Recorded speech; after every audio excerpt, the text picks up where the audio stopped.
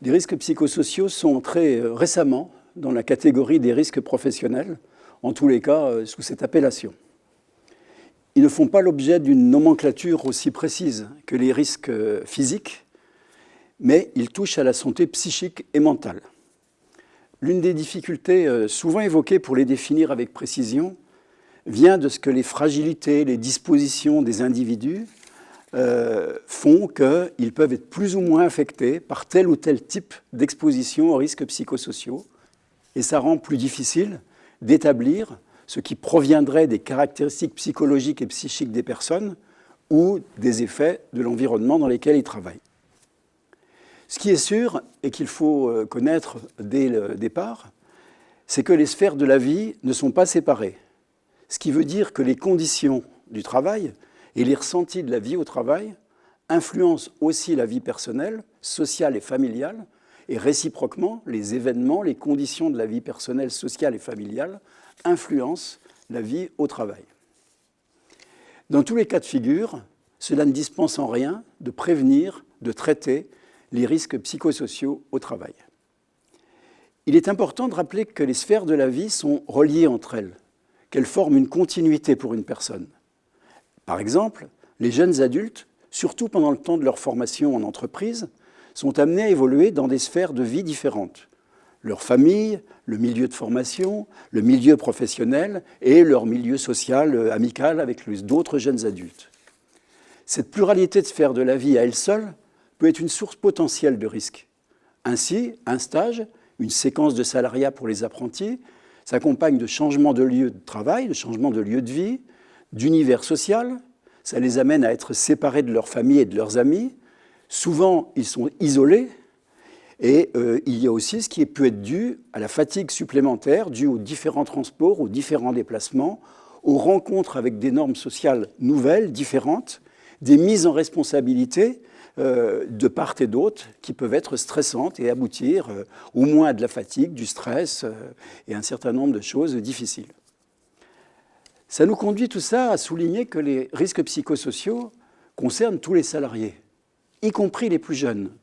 Les débutants, les intérimaires, les emplois précaires, ça les concerne tout autant, voire plus que les professionnels plus âgés ou expérimentés. Les risques psychosociaux concernent aussi les apprentis et les stagiaires, du fait de leur double statut. Ils sont apprenants et étudiants, et ils sont en même temps salariés. Alors, quel type de risques psychosociaux peuvent concerner à la fois les plus jeunes, les gens qui sont en formation et puis évidemment les plus âgés. Premier point pour les plus jeunes, c'est le sentiment d'incompétence, le sentiment d'impuissance qui peut provenir de rencontres avec des situations qui peuvent être un petit peu trop nouvelles ou trop difficiles. Il y a la perte d'estime de soi, il y a le découragement, la démobilisation, le sentiment de s'être trompé de métier, le sentiment de s'être trompé d'orientation dans la vie qui peut être assez sérieux.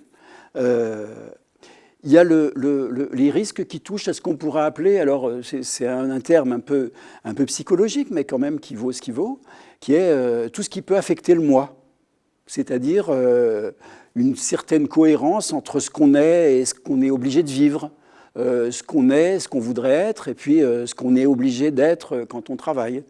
Alors, par exemple, on peut avoir parfois le sentiment de trahir ses valeurs, parce qu'on nous demande de faire des choses qui nous semblent, en tous les cas, pas conformes aux valeurs qu'on porte ou aux valeurs de la formation qu'on a suivie.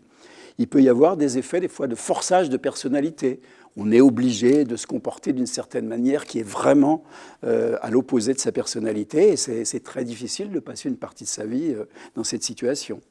Il peut y avoir une sorte de désorientation aussi qui implique un stress vis-à-vis de ce qu'on croit juste, beau, bon et vrai. Et quand ce qu'on nous demande de faire nous paraît pas juste, pas bon, pas vrai, pas efficace. Il peut y avoir des atteintes à son identité, parce que précisément on a été élevé d'une certaine manière, on s'est engagé dans une formation, dans une certaine ligne, et puis ce qu'on est amené à faire est un peu en décalage avec cette identité.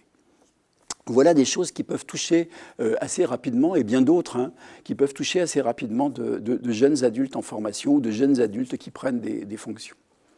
Alors, si on précise cela, qu'est-ce que c'est que les risques psychosociaux et surtout quels troubles ça engendre? Bah, le premier point très connu, hein, une fatigue excessive. Je dis une fatigue excessive parce qu'il y a une fatigue à peu près normale quand on travaille, hein, c'est assez fatigant de travailler en général, mais une fatigue excessive est un signe de trouble possible psychosocial. Le surmenage, la nervosité, pour dire des termes un petit peu ordinaires, qui peut aller jusqu'à l'angoisse, hein, les troubles du sommeil, et puis des états un peu plus graves, hein, le burn-out, comme on dit aujourd'hui, la dépression, qui sont des effets connus des risques psychosociaux. Ça peut aller encore plus loin, hein, on l'a vu dans certains cas, hein, le suicide, les dépressions graves, et puis les atteintes psychosomatiques, c'est-à-dire que c'est le corps qui encaisse les effets sur le psychisme. Alors, d'autres choses hein, qui peuvent être un petit peu moins graves que ce que je viens d'évoquer, mais que j'ai déjà un peu dit, par exemple, pour les apprentis et les stagiaires, c'est le sentiment d'isolement et de solitude, hein, le retrait de la vie sociale, qui parfois est engendré par une situation difficile au travail, la dévalorisation. Voilà tout un ensemble d'éléments qu'on peut retrouver. Il y en a bien d'autres, hein, mais qui sont les plus massifs et les plus connus et les plus faciles à repérer quand il s'agit d'effets de troubles psychosociaux.